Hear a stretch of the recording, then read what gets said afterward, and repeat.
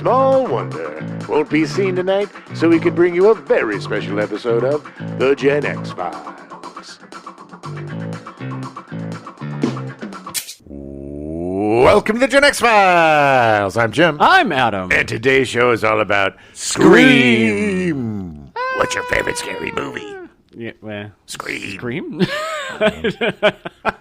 What a great movie. Man, it is such a good movie. It's so nice to see it again. Yeah. Like, it's been a while since I've watched the original. I think Scream is my favorite series of movies. Like, I think Franchise. the quality of the franchise is really solid. At least the first. I think all of them are fairly solid. I don't think there's like a Jason X. No, there's definitely not anything that's that level of bad. It does have a level of quality that most horror movies don't sustain throughout their That is true. run. But the original, again, Wes Craven reinventing horror, with his buddy Kevin Williamson. But I mean, it's just funny. It just kind of came out of nowhere and redefined horror. It just basically saved the horror genre. Yeah. I mean, by this point, it was a lot of the Jason X's and awful, like 10th, 9th, 10th movie in a franchise that were just bad. Yeah, we're a few years from Candyman and the It sequels, and there wasn't a ton of really unique stuff coming out at that point, especially in the mainstream studios in terms of horror. No, and this definitely revitalized. Unfortunately, there were a lot of Copycats. Yeah, and they aren't. I Know What You Did Last Summer. It wasn't a bad movie. I mean, they were still fine. Horror films. There was definitely good moments in it. I mean, it made me feel every time I watched I Still Know What You Did Last Summer, I Know What You Did Last Summer, I'm like, oh, I should just watch Scream again. Yeah. But, this is what happens when you redefine a genre. Right. And it tried to do with urban legends what Scream did with the slasher genre. So it just, tried to do a little switcheroo. Yeah. Well, take yourself back to 1996. Oh. March 13th, unemployed former shopkeeper Thomas Hamilton walks into the Dunblane Primary School in Scotland and opens fire, killing 16 infant school pupils and one teacher before committing suicide. Good Lord. Yeah. September 7th. What the hell? I mean, honestly, don't know. what type of psycho kills children? I mean, you got to be like the worst. Like it's unconscionable to me going and killing anybody. Honestly, yeah.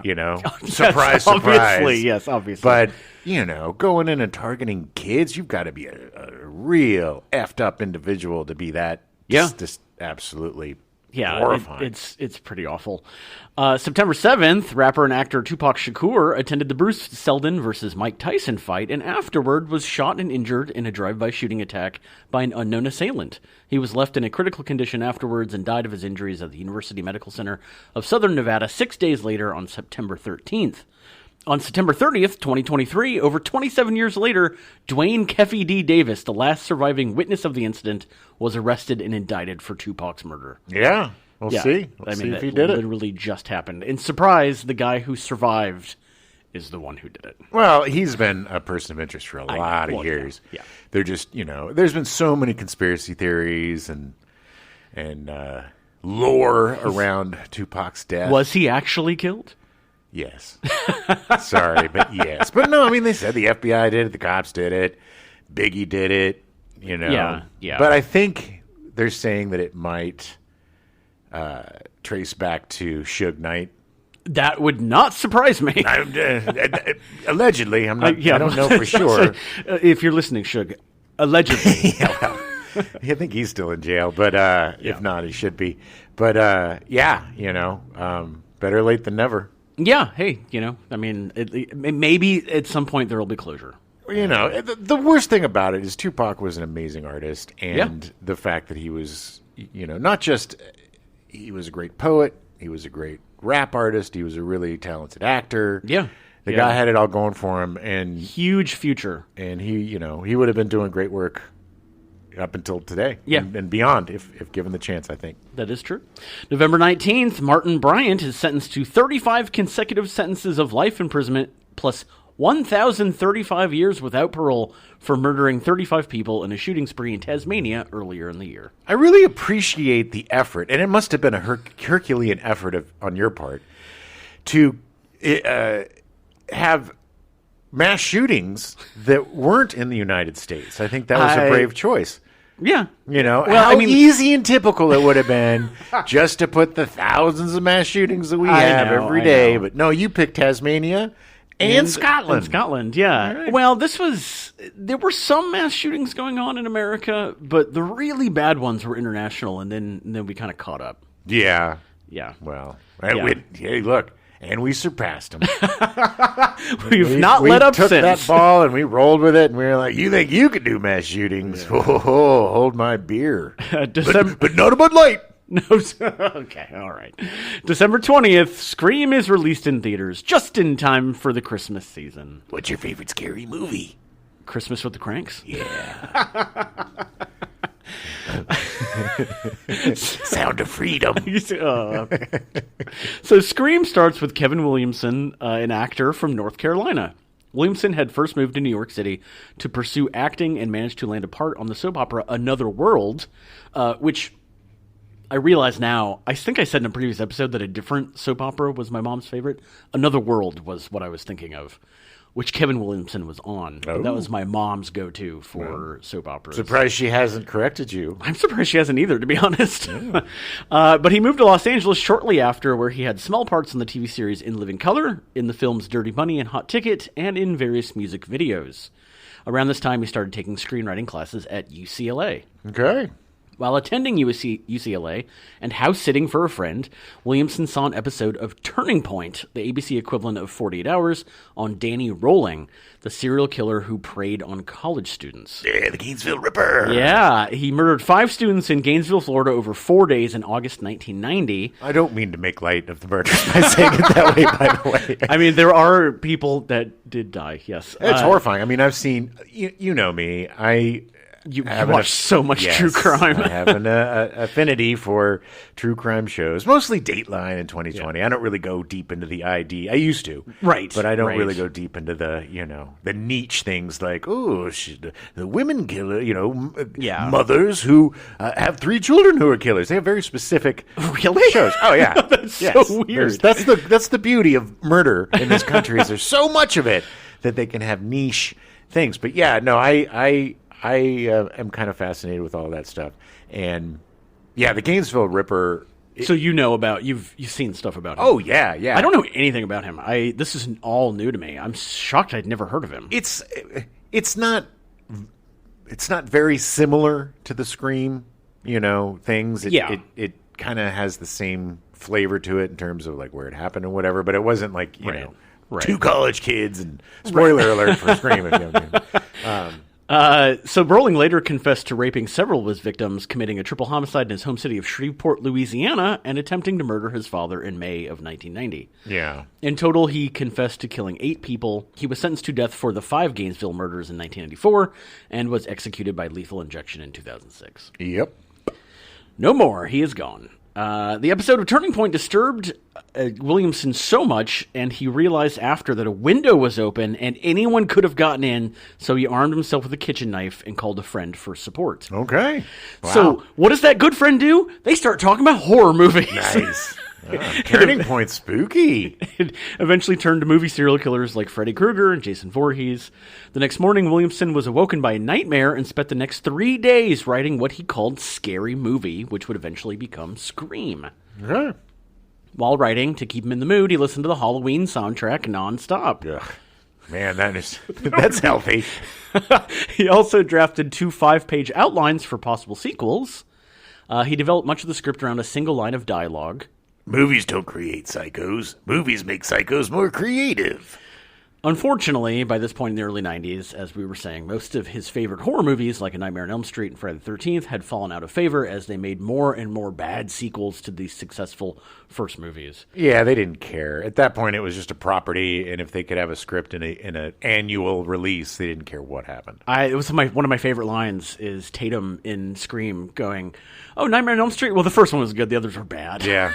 Although technically Wes Craven did work on another one later. But not all of them were bad. New Nightmare was really interesting. Well, that's because it was Wes Craven. And there was another one that he did that was really interesting. They did a whole screamification of Nightmare, right? With the New Nightmare, I think that was because the whole thing was like it was all meta, and they were making the Scream movie, and Wes Craven was in it, and Heather Langenkamp was playing herself, and Freddy Krueger, and it was just this whole weird meta. They brought it. I think that was before Scream. It might have been. Honestly, I don't know. That might have been part of the reason why Wes Craven was drawn to this. I think it was after.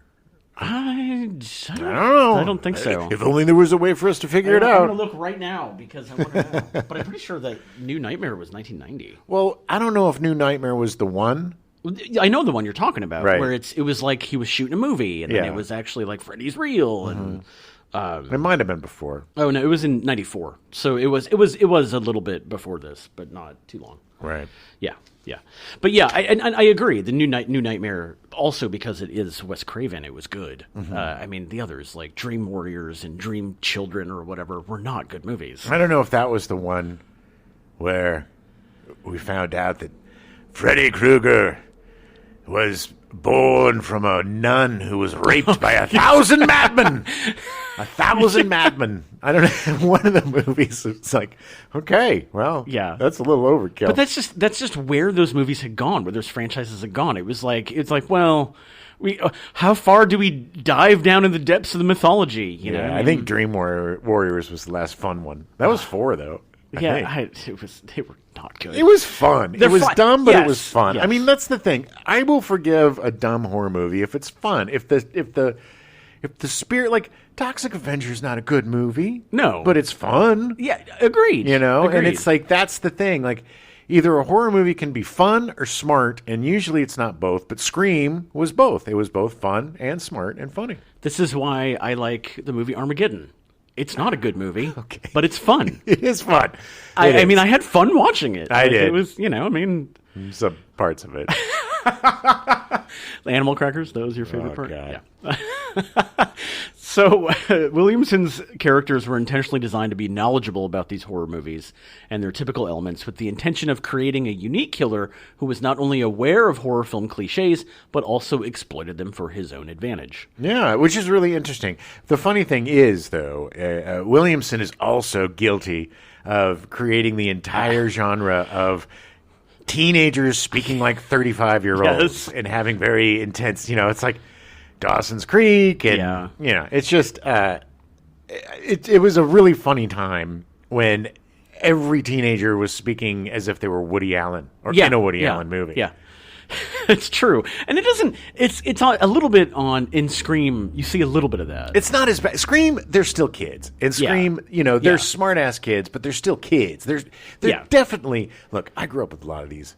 I grew up outside of San Diego, so. And I went to a private school, so a lot of the kids I went to school with were really rich and had these big houses and these big parties. It was very similar, like the big parties, the big thing, and a bunch of little privileged white kids, who have everything handed to them. And it's just like, it just shows you how disconnected these kids are. That's another thing about this movie that I don't think a lot of people talk about is like the class aspect of it. Oh, yeah. Where these kids are just so privileged and so disconnected from everything that they'll run around in the hallways, Yeah. Or they find out that the principal's been butchered and they want, let's go see it. Oh, he's hanging from the goalpost. Let's go. Exactly. These little suburban sociopaths, man. Well, and the Jamie Kennedy character obviously did not come from the same kind of money because he was working at the video store, and they just shit on him the whole time. Yeah. I mean, I mean, you're right. It is definitely, there's a class system in place in the movie that's just there under the surface. Every one of these houses were like they're huge mansions, like 14 rooms, and like I like how at the end they're like, oh, and in a farmhouse, this blibbly blip, and it's like farmhouse, nowhere, really? The mansion. Yeah, I mean, it was so big that Tatum was dead, hanging from the garage door, and no one saw her for like 3 hours. Well, I guess nobody needed a beer. Williamson said about his approach to the movie, or to the script. I thought you could expose the rules and play with them. Then the audience doesn't know what they're going to get. Suddenly they're on edge. I started playing with the tropes, and the rules were part of that. That is the most spot-on Kevin Williamson I've ever heard. Well, I'm assuming since he's from South Carolina. North Carolina. North Carolina. Oh, North Carolina. Sorry. See, it's a different region. I just figured he sounded like Lindsey Graham. Williamson pursued Scary Movie, the script, because it was a type of horror film he enjoyed as a child but believed were no longer being made. He was right. Even so, he did not believe studios would develop the movie and intended to use it to garner attention and secure other work. Oh, boy. Back in the day. Yeah, I know. Williamson's agent had him scale back the gore, removing descriptions such as... The insides are slowly rolling down her leg. Because it would make it difficult to sell the script. Williamson refused to cut any dialogue, however, believing it set it apart from similar films. Yes, I mean, the dialogue is what sells the project because it completely... It's kind of one of the first meta horror films. It's kind of self-aware of it. Well, and all the dialogue seems very natural and organic. And like it's like that's how kids are talking. You know, I mean, like jerk kids. By 1995, several studios were competing to secure the rights to Scary Movie, including Morgan Creek Entertainment, Paramount Pictures, Universal Pictures, and filmmaker Oliver Stone. Oof. Dodged a bullet on that. Make it. What are we gonna? Well. The motivation is going to be the murder of John F. Kennedy, and then they're going to take a lot of mushrooms and acid, and they're going to go around on a killing... Wait, nope, I made that movie already. No, the two with the killing spree, I made that. JFK, I made that. Oh, I don't know. I might have to pass on this one, Ollie. I don't know. I don't know a lot about kids. Williamson had sold another script he'd written called Killing Mrs. Tingle, but it had been put in turnaround and had zero chance of being made. Until this was made, and then it was made. And it was not very good. It wasn't that bad. Look, Helen Mirren was pretty effing awesome as Mrs. Tingle. Helen Mirren in that? She was Mrs. Tingle. God, I don't remember. I only saw it once. And Katie Holmes. Katie Holmes is the star. And I want to say, I think Michelle Williams? Mm-hmm. Yeah. Maybe. No. Maybe, because they were in Dawson's Creek together. That would be weird. No, Michelle Williams was in another horror movie, wasn't she?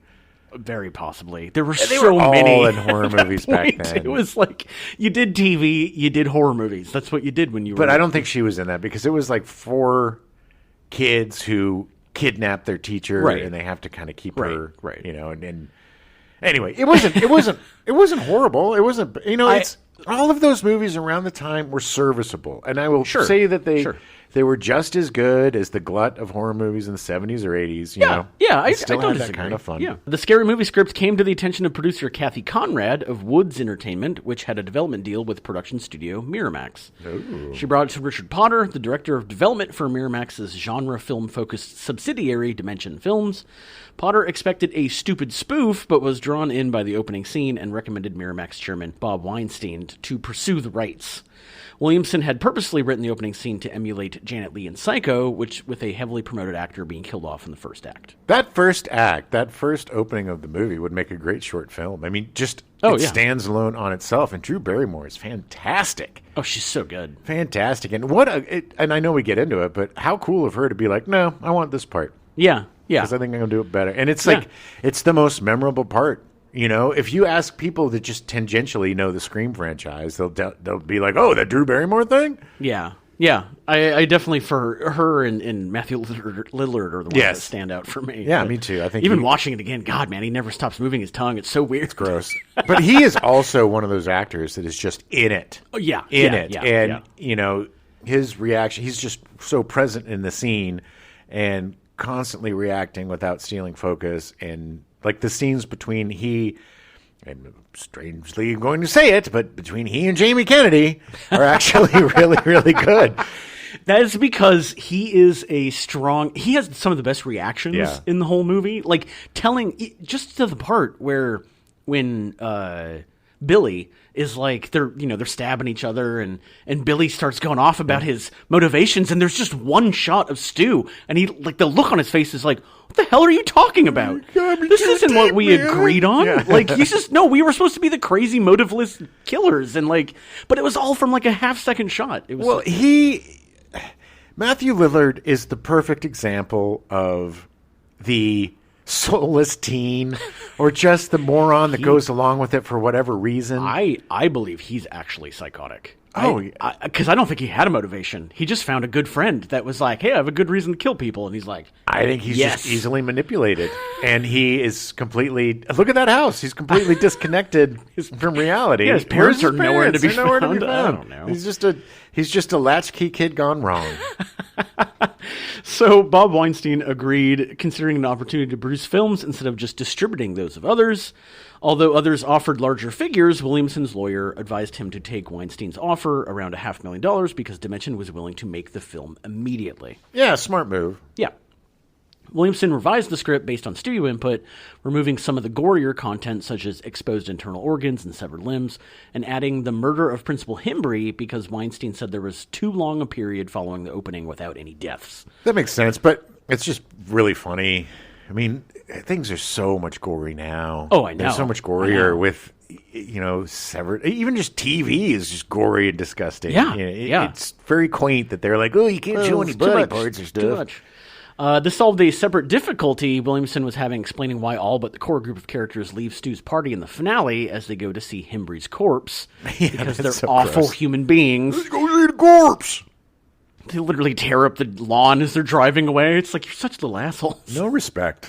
The Scary Movie title was eventually changed to Scream late in production because Weinstein was concerned Scary Movie would lead audiences to believe it was a comedy instead of a horror movie. Yeah, because there were all those scary movies out, yes, with the same title. Scary Movie franchise, yeah. It's weird that Scream was a non-spoof version of a spoof movie. It's crazy. The search for a director took over 2 months with Danny Boyle, Tom McLaughlin, Sam Raimi, Robert Rodriguez, George A. Romero, Quentin Tarantino, and Anthony Waller all being considered. Well, I don't think a lot of them were considering taking it. I don't think so either. I mean, I think this was their list of people they wanted to do. If Quentin Tarantino directed it, it would have been 3 hours, and it's just like dialogue. It would. Okay, look, we're gonna have to rewrite the script. And, okay, we're gonna make it 3 hours long, and they're gonna. I gotta throw in like 8 different uses of the N-word. The explanation of the rules would have taken 45 minutes. And it would have been him. Yeah. He would have been like... He would have just been standing there like... cast himself as Randy. Who had the old guy come in? Randy must have failed the school about 10 times. But he would have been Randy. And John Travolta would have been one of the killers. I was in Greece. No agreements were secured for directors because they interpreted the script as a comedy instead of a horror satire. Dummies. Wes Craven was discounted by the studio due to his lack of experience directing satires. Craven liked the script, but he wanted to work on less gory and more mainstream content, including a film adaptation of the novel The Haunting of Hill House from 1959, because of the negative public perception of him based on his previous films. Craven's assistant, Julia Pleck, and producer Marianne Madalena continued to push Scream to Craven. His interest was renewed after The Haunting of Hill House adaptation was canceled, and he experienced the personal disappointment of his failed horror comedy, Vampire in Brooklyn, in 1995. Yeah, they ended up making that the remake of The Haunting of Hill House. They did. But, yeah, Vampire in Brooklyn was just... I gotta be honest, I don't think I've ever seen it. You're not missing much. After reading the script, Plex said Craven suggested to the studio... Make him an offer he can't refuse. And so Dimension did. And he took it. The deal also offered Craven his choice of other projects to direct after Scream. Williamson met Craven to discuss the script, believing he would request substantial rewrites, but Craven's notes related mainly to typos and some minor additions, including restoring some of the gorier content and refining the ending, which was not yet fully realized. Kevin, let me tell you about your, and your. The difference. And there, and there. All right, Wes. Can you hear it in my voice? Yes. There, and there, and they are. Yeah. He was really bad at contractions. I wouldn't be surprised if Kevin Williamson had typos. So Williamson said, you did it once, you got to do it again. The story stayed pretty much intact, but we added some scares and shortened it. Wes reworked some of the action sequences and would argue and go back and forth, but there's a point where I had to realize that Wes is more experienced than I am. Describing the script, Craven said, What it forces you to do is sort of look at the reality of things we typically look at as amusing, like the Friday the 13th type of deaths where people have arrows through their heads and kids scream and laugh. But that suddenly starts happening in their actual lives. Yeah. It's Okay. That is a summation of the movie. Thanks, Wes. That's what happens. So they cast Drew Barrymore as Casey Becker. Atypical for the genre at the time, Scream featured a cast of established stars as well as relatively unknown actors. Executive producer Kerry Woods used his friendship with Barrymore's agent to approach her for the lead role of Sidney Prescott, but she requested the smaller role of Casey Becker because... That's the part I love the most. All right. Hey, look, she was excellent at it. Good for her. She Excellent. was great. Yeah. So good. And it's just her, man. For like the first 15 minutes of the movie, it's just all literally her. Yeah.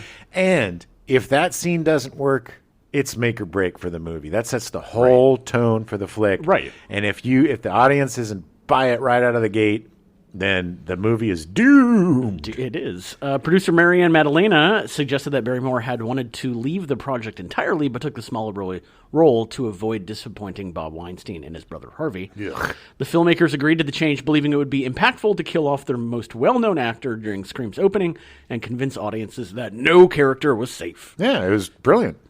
1990 They did that with Steven Seagal in Executive Decision. And it was an executive decision to have him killed off. And It was the most messed up death ever in Executive Decision. That poor man. best movie he ever did, though. His best performance. It's true.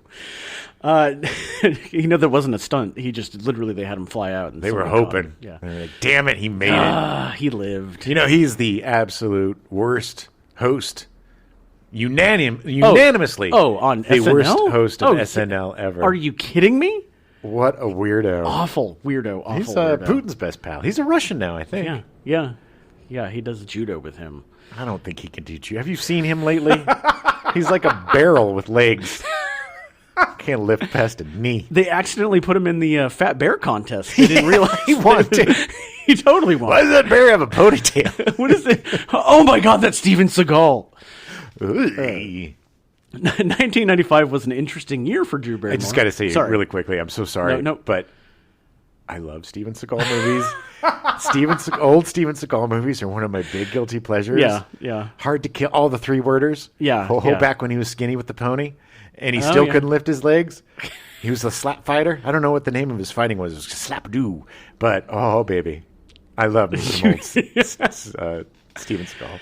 1995 was an interesting year for Drew Barrymore. She posed nude for the January 1995 issue of Playboy, 2 years after doing a nude shoot in the magazine Interview at the age of 17.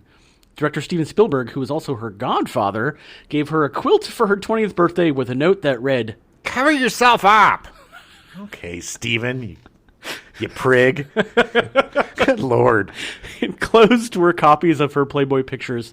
The pictures had been altered by his art department so that she appeared fully clothed. Gross. That's kind of gross. That's just gross, by the way, Steven. I'm sorry. Yeah, but it's a little much. That's a little heavy-handed. She's just a free spirit trying to find her way after being a child star. I mean, she had been through, by the age of 19, she'd been through more than most people go through their entire lives. By the age of 13, she had been through rehab. Yeah. That woman has lived a life, and a crazy life. And so many, again, reinventing herself so many different times. Yeah. And really, the longevity she has is crazy. It's really nice. She's just always seemed kind of like a little sweetheart. Just she like seems, a nice she person. seems like somebody I'd want to hang out with. Sure. Like she could sit down and chat with. Yeah. While appearing on The Late Show with David Letterman, Barrymore climbed onto the desk, flashed her breasts to David Letterman, and gave him a kiss on the cheek as a birthday gift. Something's going on there, though. With all of this, something's going on with her. Yeah. She modeled in a series of Guess Jeans ads during this time and appeared in 3 movies.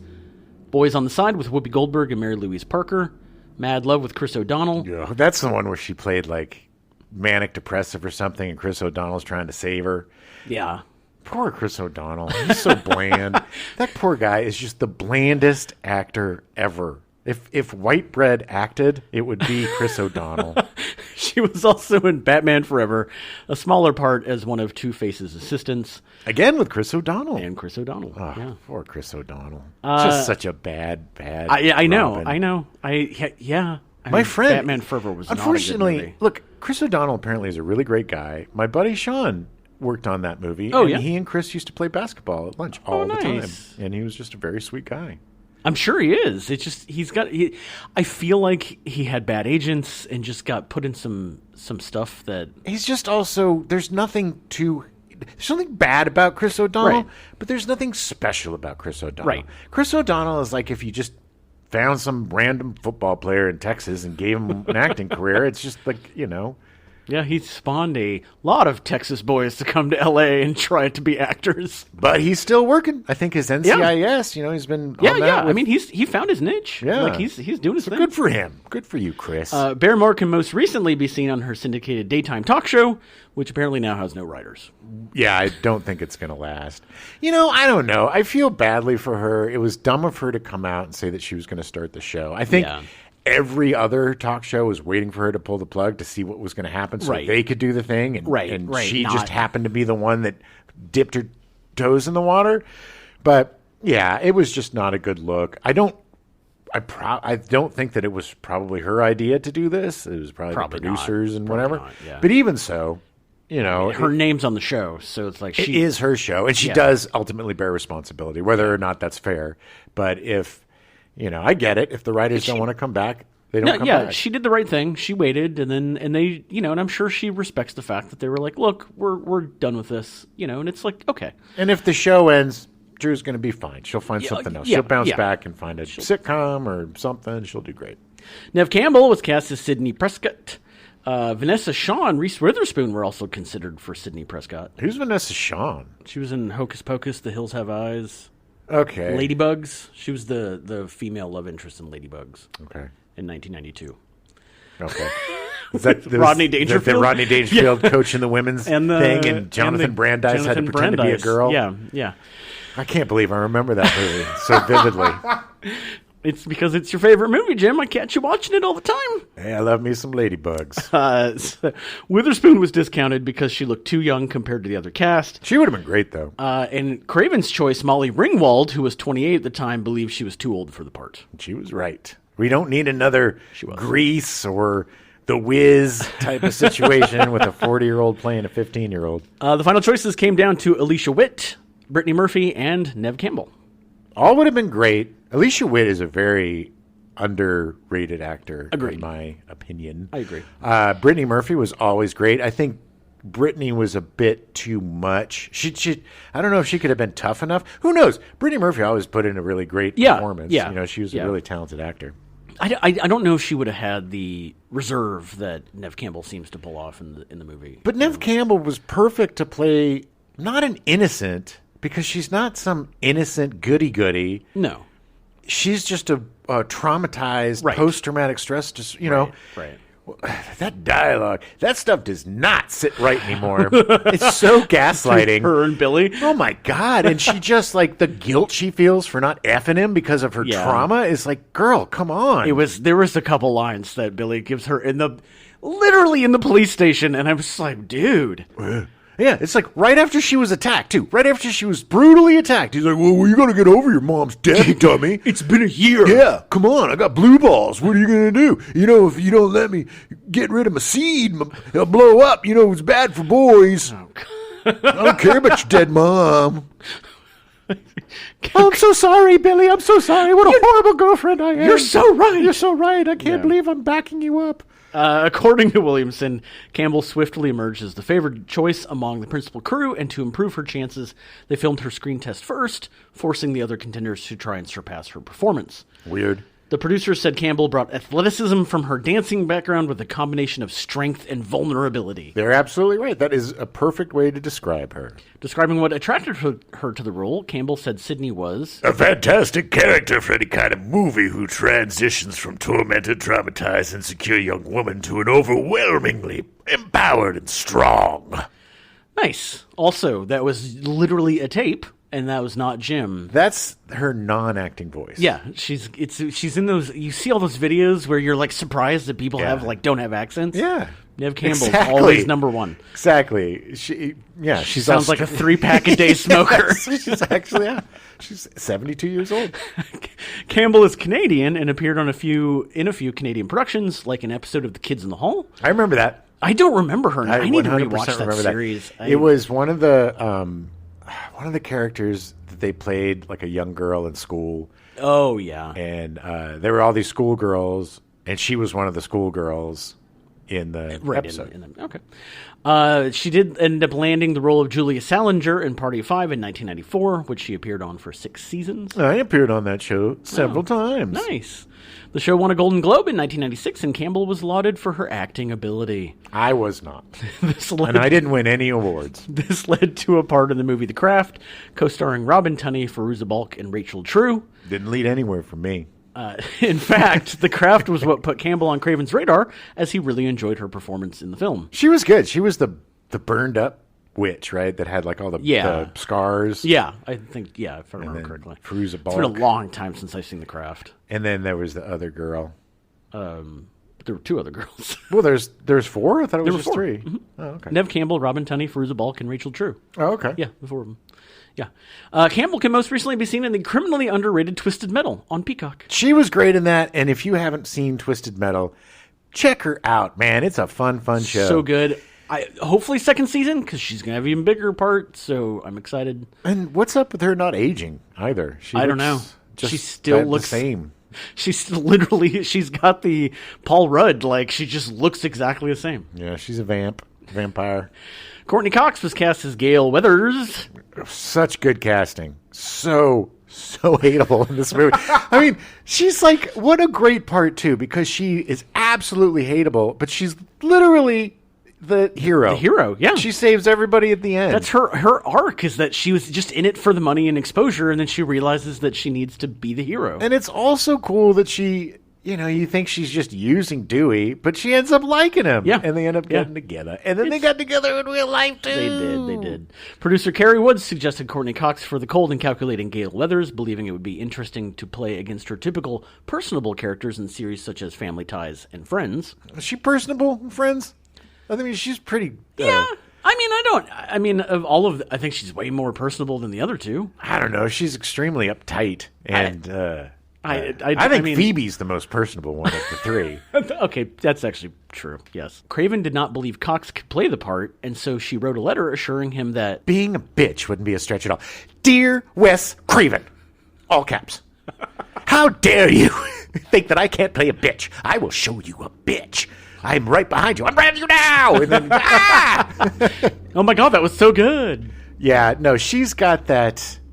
It's the voice, it's the command. She's really good at just taking charge of the situation. Look, yes, is she an uncaring, cold calculating journalist who doesn't care about anyone besides herself? Pretty much, yeah. But she does have a soft side to her. She's not a complete sociopath. I mean, and at the end of the day, she was actually right. Yeah, she was right. that was the book right was about Cotton. how Cotton Mathers or Cotton Weary or whatever Cotton Weary was not the actual killer, okay, and she was right. I get it, but do you bully a 15-year-old? 17. She's 17. But she was 16 or 15 when it happened, when her mom died. That's true. And this court thing going on, calling her a liar and disparaging her child's character. Yeah. I don't disagree. She's basically Marjorie Taylor Greene chasing around the Stoneman Douglas kid. In the movie, you see her go through realizing how wrong she was. Even though she was right, she was still wrong. And that's why she ended up kissing Dewey. Still wrote a book about it. The second movie, she didn't change that much. Third movie didn't change that much. Fifth movie didn't change that much. Yeah. Brooke Shields and Janine Garofalo were considered, but a more established actress was preferred. Garofalo would have been great. She would have been good. And I think Brooke Shields would have been fun. Brooke Shields is a much better actress than people give her credit for. Oh, yeah.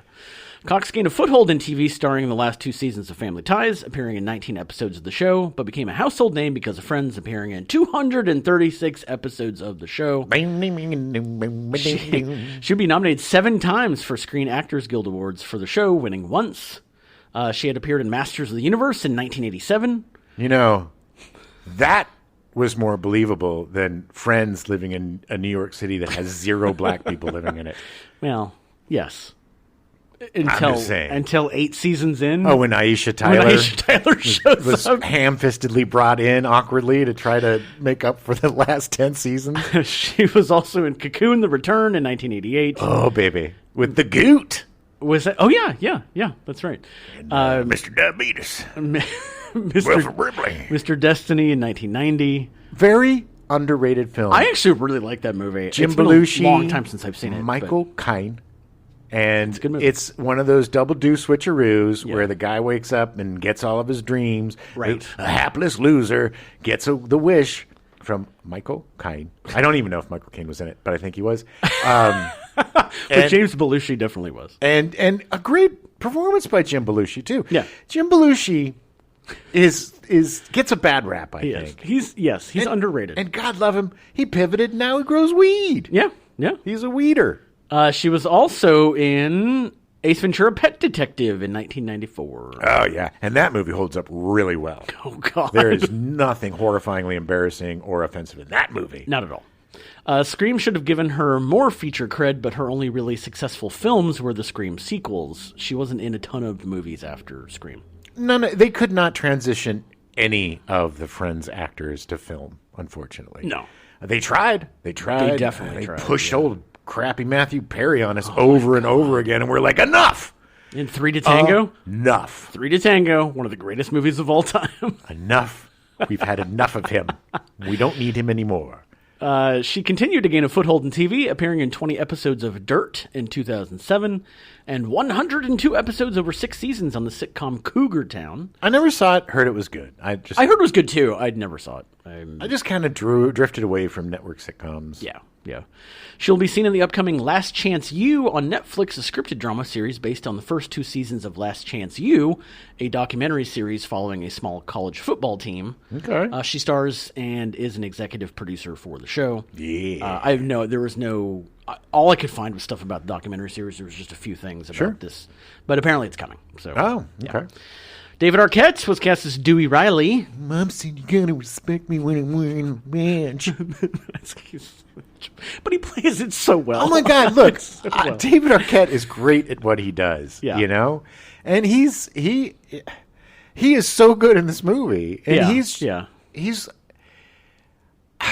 I think he's a much better actor than people give him credit for, and I just think he hasn't really been given the opportunity to really show what he can do. He was very much following in the same footsteps as like Keanu Reeves and Bill and Ted. Yeah. It's just Keanu Reeves was able to pivot and become an action star. Right. And David Arquette went into pro wrestling. Yeah, he tried to be a wrestling star, which is so It bizarre. was just, But he loves wrestling. He made that does. weird wrestling movie with Oliver Poovy. What's a Poovy? A Poovy. He made that Poovy with Oliver Platt. Oliver Platt, yeah. He You actually didn't see because it's a podcast, but I'm like shaking my head in bewilderment. Yeah. David Arquette actually auditioned for unspecified younger characters, but he was attracted to the role of Dewey in acting against Cox. He had a long-term plan. Yeah, he did. But he also looked way too old to be be one of the high school kids, even though he's a baby I face. know. I agree. That's why I was like, really? They were going to have him? Yeah. But that child molester stash he has is awesome. Courteney Cox had just gotten out of a 6-year relationship with Michael Keaton. Yeah. Which I totally didn't realize. Oh, yeah, they were together forever.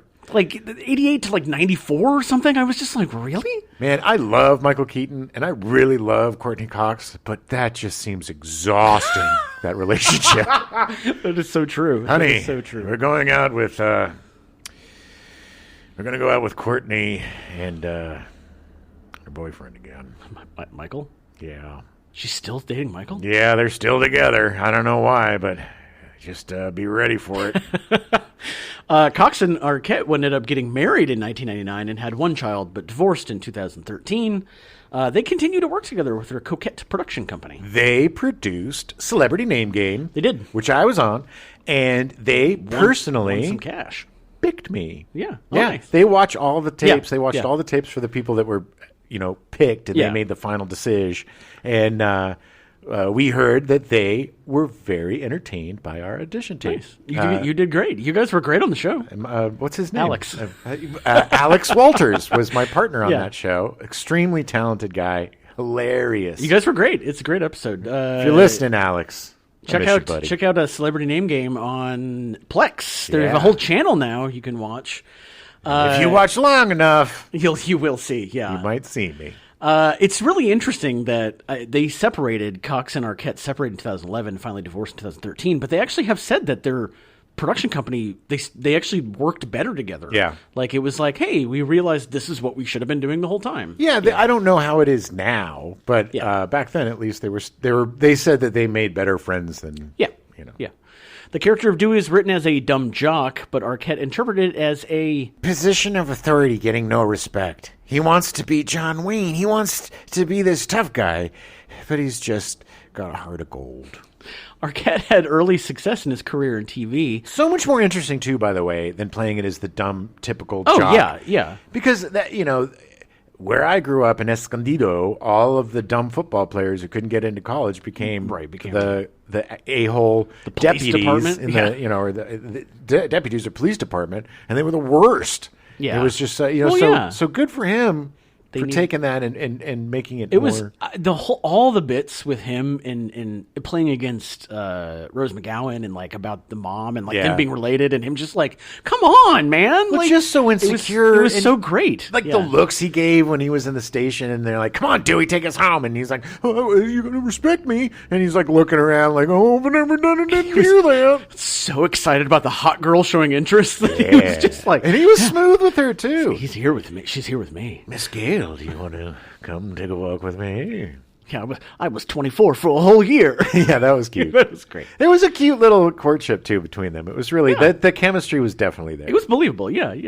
He was in 13 episodes of The Outsiders in 1990, based on the S.E. Hinton novel. Yep, I remember that. I've never seen that. Yeah. Did not know that was a thing. That came out in 1990, was good too. Yeah. It was weird. He was in 12 episodes of Parenthood in 1990, based on the 1989 movie. Arquette also had a small part in Buffy the Vampire Slayer in 1992 and in Airheads in 1994. Arquette's most successful movies have been in the Scream franchise, much like Courteney Cox. In 2000, he started a career as a professional wrestler, best remembered for his widely panned stint in World Championship Wrestling, where he won the WCW World Heavyweight Championship and headlined the Slamboree pay-per-view event. Okay. He would later receive praise for his work on the independent wrestling circuit. All right. Can most recently be seen in Mrs. Davis on Peacock. He was great in that. I think he's a great actor. He's very underrated. A lot of fun. Just seems like a nice guy. Yeah. He was great in the original Buffy the Vampire Slayer. Yeah. He seems very genuine. He seems like somebody that's not going to, like, and he seems, say loyal, but he seems like he'd be a good friend. Sure. Like somebody you could call up and he'd help you if need be. Like, yes. And he's been through a lot. He lost one of his siblings. And what was her name? Alexis Arquette. Alexis, yeah. She passed a few years ago. Yeah. Brother of Rosanna Arquette. Yeah. Who's also a great actor. Great, yeah. Very talented family. Rose McGowan was cast as Tatum Riley, Dewey's sister, not brother. Rose McGowan's agent jeopardized her chance to play Tatum by insisting on a payment of $250,000 instead of the offered $50,000. Okay. Which was lower than the $100,000 received by some of the other principal actors. As a result, McGowan had to re-audition for the role twice. Mean. That was just mean. Thora Birch and Natasha Lyonne also auditioned for the role, with Lyonne was being the preferred choice, but as she was under 18, they could not consent to joining without parental permission. She would have been great. She's a great actor, but it would have been a very different role. She would have been more of the like fast-talking best friend rather than the ingenue, sexy, whatever. Right. No against, Yeah. Natasha Lyonne, but Rose McGowan, I mean, was it in the contract? I'm sure gross old Harvey Weinstein was like, she can be in a movie, but she can't wear a bra. Yeah. It's like, good Lord, just give the poor girl a bra, for Christ's sake. I know. McGowan influenced Tatum's design, dyeing her hair blonde to avoid having two dark-haired main female characters, removing an Indigo Girls poster from Tatum's bedroom because she would not listen to the relatively older band, and rejecting costuming suggestions in favor of her self-bought outfits. She looked great. Look, she was great in this. Yeah. She did a perfect job as that type of character. She looked like somebody that I would have gone to high school with. She looks like an ex-girlfriend of mine, which is crazy. But so much like her that it kind of freaked me out. But there's a fine line between like the Dawson's Creek fast-talking 30-year-old high school kids and the smart kids. These kids were smart and aware of their situation. They didn't really come across as 30-year-olds. They came across as not naive. They were smart kids, but they were still kids. Yeah, exactly. And she did a really good job of kind of playing that part of the best friend who's loyal but kind of wants to be like, look, you may want to rethink these things. And she dies horribly. All of them really did a good job of, well, except for Neve Campbell because it wasn't written into her character, but all the others all wanted to be adults. Yes. And they weren't. Yeah. And that came across in the movie. Yeah. Like it was done, it was good writing, but they did a great job acting. Yeah. And they talked like kids, calling each other dumbass, and they were a little smarter, but they were also a bunch of super privileged richies. That's true. After her film debut in a brief role in the comedy Encino Man in 1992, McGowan achieved recognition for her performance in the dark comedy The Doom Generation in 95, receiving an Independent Spirit Award nomination for Best Debut Performance. Oh, that's a good movie. That's part of Greg Araki's Apocalypse trilogy. So I think it was the first one. I think it was the first one, yeah. But if you have a chance, if you like really challenging independent films, it's really a good movie. And she's great in it. Yeah. In October 2017, the New York Times reported that McGowan received a $100,000 settlement from movie mogul Harvey Weinstein in relation to an alleged sexual assault in 1997. It was alleged that the encounter had taken place in a hotel room during the Sundance Film Festival just a few months after the release of Scream. Time recognized McGowan as one of the Silence Breakers, the magazine's Person of the Year, for speaking out about sexual assault and harassment, specifically in regard to the Harvey Weinstein sexual abuse cases and the Me Too movement. Yeah, he ruined her. He destroyed her. Yes. So many women, so many PTSD, people. He ruined them. Yeah. What a monster. That dude should never get out of jail. No. He's got... In a 2018 interview with Ronan Farrow, McGowan accused a prominent man in Hollywood of statutory rape, but she did not name the person in question. In August 2020, McGowan announced the man was filmmaker Alexander Payne, claiming that he had sex with her in California when she was 15 years old. Yeesh. Alexander Payne has a new movie coming out this month. I don't remember what it's called, but I was like, oh. Payne responded to McGowan's allegation by writing a guest column in Deadline Hollywood. He acknowledged a consensual relationship but denied any impropriety, stating that they had met when she was over the age of consent, which is 18 in California. Payne ended his statement writing, Well, I can now confirm that I did it. While I cannot allow false statements about events 29 years ago to go uncorrected, I will continue to wish only the best for Rose. Yeah. Look, how old was he when she was 18 too, by the way? He had to have been in his 30s at least. Gross. It's still gross. I like this whole well, technically she was legal. Yeah. It's like, well, technically you're a scumbag. Technically you're twice her age. She's 17, but she's an old soul. I don't see age, Jim. Yeah, because you're 40 and she's 17, you grosso. Yeah, it's very gross. Look, I don't know anything about the situation, so maybe Alexander Payne, she was 20 or whatever. But if the case was he was in his 30s and she was 18, it's gross. Yeah. McGowan can most recently be seen in documentaries about the pervasive rape culture in Hollywood, and she is a very staunch supporter of gay rights. Yeah. Appearing in documentaries. She doesn't, she's actually moved to Mexico. She's not coming back to the U.S. She fell into some trouble with some drugs and Well, she also just got caught with, it seems like... It seems like this young woman was extremely damaged by all of this horrible abuse she suffered in Hollywood and within the Hollywood system. And she's having a very difficult time navigating through it. And especially, since she did come forward and, it's not about the credit or whatever, but it's, for years and years, people wouldn't believe her. Well, that's what 20 years. 20 years, no one, she would tell people and they would be like, Farrow comes whatever. out. And, I'm not disparaging Rowan Farrow at all. What he did was great. Yeah. But, she lived through this stuff, and she did what, it was very brave of her. People are like, oh, the Me Too movement. The Me Too movement was extremely brave. Yeah. Because women were blacklisted because of Harvey Weinstein and creepo predators like him. Yeah. And so you had to go along to get along, which is just gross. And, and all these people are like, well, why'd you let it happen? Why'd you let it happen? It's like, F you, man. Until you're in somebody else's shoes and you're in that position, just keep your mouth shut. Yeah, exactly. Skeet Ulrich was cast as Billy Loomis. Poor Skeet Ulrich. Weird thing, I just added this in because I was reading about it before we watched the movie. When he was 6, his father kidnapped him for 3 years. Yeah, him and his brother. They went down to Florida, and he essentially had them till he was 9. Then he went back to live with his mom, and then his father disappeared out of his life. Ulrich. Yeah. He was some race car guy and like went down to Florida, and it was super weird. Yeah, and also Skeet is short for Skeeter, which was his nickname when he was young because he was very small and fast like a mosquito. You're like a skater. Look at that little skater there. I'm sure it came when he was in Florida. Sure. Believing he was rising in popularity, Vince Vaughn was the studio's preferred choice for Billy Loomis, but he was too ill to audition. Weird. Yeah, I don't know what that means. He also wouldn't have been right for the part. No, he wouldn't have. I love Vince Vaughn, but it's just he's more of a if they were going to cast anybody, he would have been Stu. Yeah, I can he's see more him of the Matthew Lillard. Yeah. That kind of weird. Yeah, Ulrich did not attend auditions because of scheduling conflicts, but his girlfriend did, and mentioned that Ulrich brought her. Producer Beach went out to meet him personally. Hello, Skeet. I just wanted to meet somebody named Skeet. Never in my life I'm ever going to meet someone named Skeet again.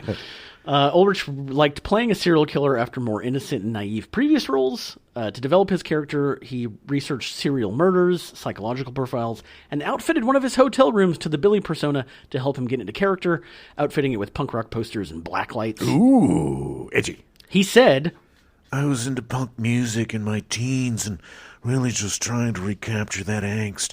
I would sit there and read about serial killers and watch Faces of Death.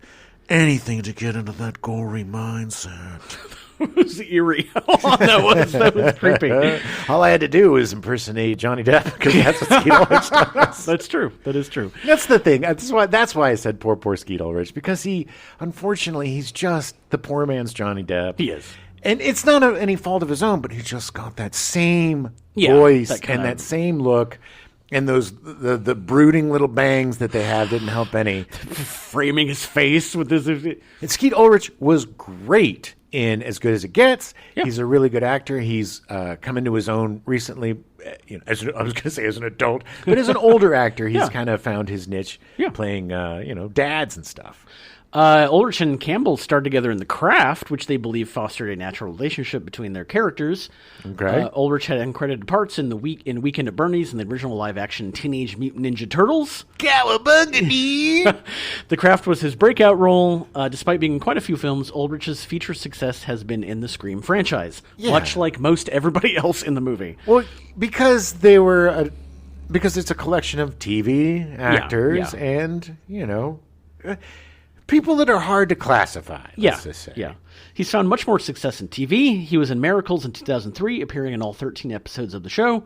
That was the only extra work I ever did in Hollywood. Nice. Which I was not seen. I got to wear a fireman's costume. It was super fun. I sat inside of a giant hangar at LAX for 13 hours. Welcome to the world of being an extra. He also starred in Jericho in 2006, appearing in 29 episodes. He appeared as Detective Rex Winters in 15 episodes across the Law & Order franchise. Yeah, he was good in that. Jericho, that was like a juggernaut. And then it got canceled, and everybody was like, that was one of the first petitioned shows that got brought back because of a petition. Because I think it ended on a cliffhanger or something. Yeah. I got to be honest, I really did not like the show Jericho. Oh, I never saw it. I don't know. I was working at Warner Brothers at the time, and so I was able to see the screeners and stuff, and I just didn't get why people thought it was so good. I don't even know what it was about. It was about a nuclear bomb going off in the Midwest. Oh, it wasn't about the walls of Jericho coming down from the horn. It was like all mystery. What is it was kind of trying to capture that Lost feel of what's going on and we don't know there's a ton of shows like that out at that time. He's most recently appeared in 64 episodes across 5 seasons of Riverdale. Nice, probably playing a dad. Matthew Lillard was cast as Stu. Matthew Lillard actually auditioned for Billy, but the casting directors did not consider him the right actor to make out with Campbell, and had him audition as Stu for Craven, who immediately offered him the part. You want the part? Yeah, I do, man. How awful for them to be like, look, we like what you're doing, but no one believes you would be able to make out with Neve Campbell. Look, Matthew, you're way too gross to make out with the lead actor. So we're going to give you the goof part. And Neve Campbell's like, look at his tongue. I want to make out with him. What are you talking about? Yeah, he was the boyfriend of Rose McGowan. Yeah. After high school, Lillard was co-host of a short-lived TV show called Skate TV with a number 8. Yeah, he was a skater. That's how he one of the reasons why he got the part in SLC Punk, which is such a great movie. If you haven't seen SLC Punk, it is a great little indie movie about a bunch of punks living in Utah, and they're Mormons. Like Salt Lake City, and it's a great movie. It's a really good, and he is fantastic. So good in that movie. Afterwards, after doing his short-lived TV show, he was hired as an extra in Ghoulies 3, Ghoulies Go to College in 1991. Yeah, the Ghoulies.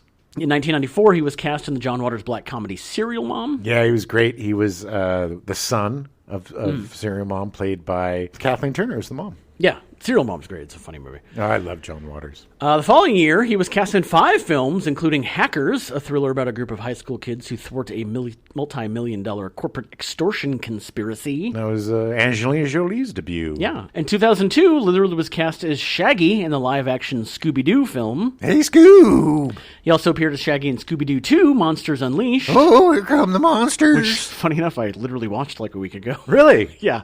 Phoebe wanted to watch it. And That's the one with Seth Green. I don't think I'd ever seen it. Yeah. I don't think I'd ever seen it. It was actually pretty fun.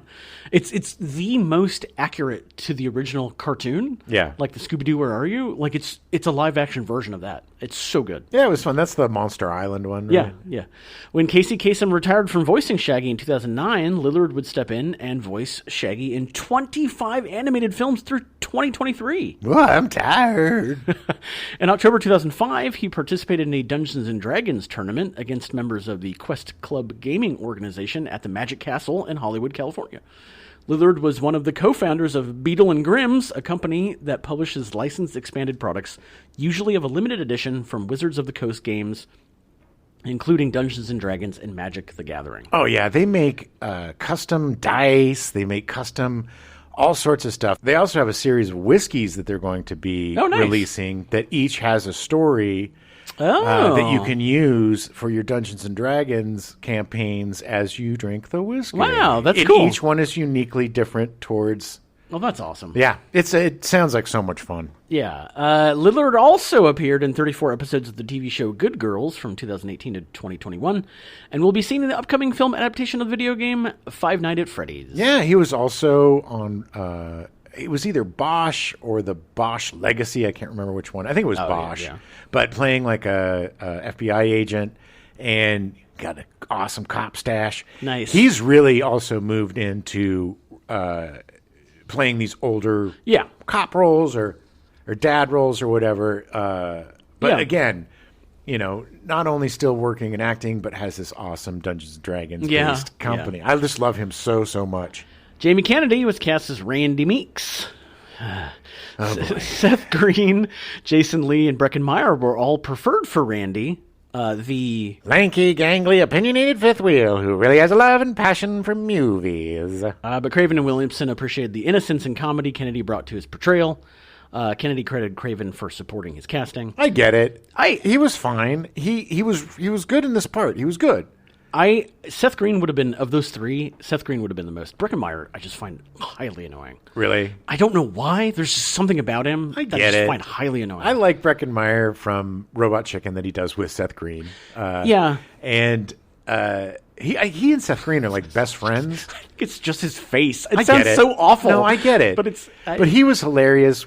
It's funny because he seems to only do stuff with Seth Green because he does Robot Chicken. And he did that. He and Seth were in the Josie the Pussycats movie. Oh, yeah. Which is super underrated if you haven't my God. seen. It is such a good movie. A great cult flick. And then he just did this movie about two best friends going to Thailand or something with he and Seth Green. Weird. It just seems like they've been best buds forever. Maybe I'll give Breckin Meyer another chance. You know me and friendship, how much I love it, except for my own. No, but you know how I love I'm literally right here.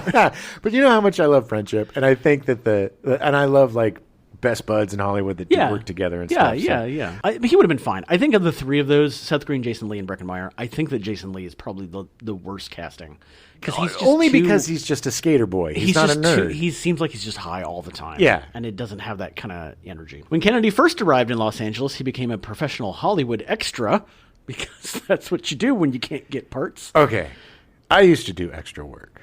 And he is the epitome of the typical annoying, awful extra that you don't want to be paired with when you got to do your day's work. Yeah. Because he's the guy that's going to be like, I've got scripts, and I've got this, and I've got this, and here's my headshot, and I'm a dee, and they're just the most deluded people. But hey, he made it. But I couldn't imagine working with him.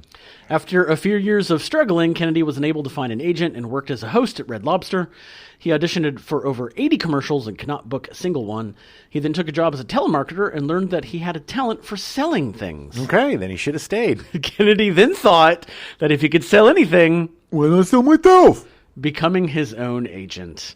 Kennedy created a false persona, screen agent Marty Power, to attract the attention of real agents and managers over the phone, who would later book his performances. He's like Donald Trump. Yeah, I know. Making up his publicist. Marty Power. Marty Power. Hey, Marty Power here. I got this great kid, Jamie Kennedy. No relation, but you should really check him out. He's a hilarious guy. He's pretty good looking. Can I send him in for an audition?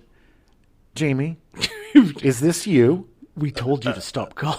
No, this is Marty Power. I don't know who this Jamie he's my client. I know who he is. Jamie, just stop. Okay. Sorry. His lead role as Tim Avery in Son of the Mask in 2005 earned him a Golden Raspberry Award nomination for Worst Actor. What was the thinking behind that movie?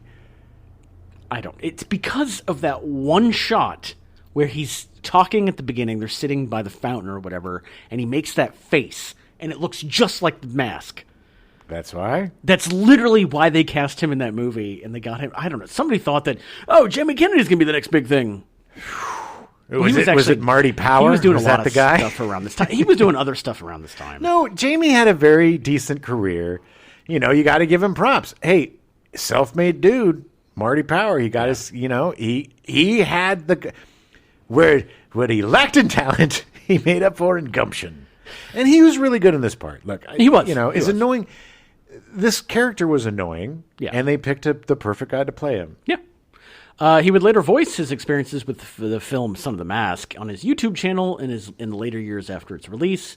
The film would go on to inspire Kennedy to host the 2007 documentary Heckler after feeling hurt by the film's poor reception, in which some reviewers attacked him personally. Well, okay. Kennedy formed a production company called Wannabe Producers, through which he has produced some TV shows. The Jamie Kennedy Experiment, which debuted to record audiences for the WB when it premiered in 2002. Prank shows. Canceled after 2 seasons due to declining membership or viewership. Yeah, because you can't spend that much time with Jamie Kennedy. I'm sorry. He's a 90-minute guy. You get like 5 good scenes with him in a movie, and that's just enough Jamie Kennedy. He also produced The Starlet, a 2005 reality show about 10 young actresses living together in a home formerly owned by Marilyn Monroe while competing in a series of acting challenges for the chance to win a role on the WB drama One Tree Hill and a management contract with 3 Arts Entertainment. Okay. That was literally the season before I started working on the show. It just seems like a way for him to meet ladies. Yep.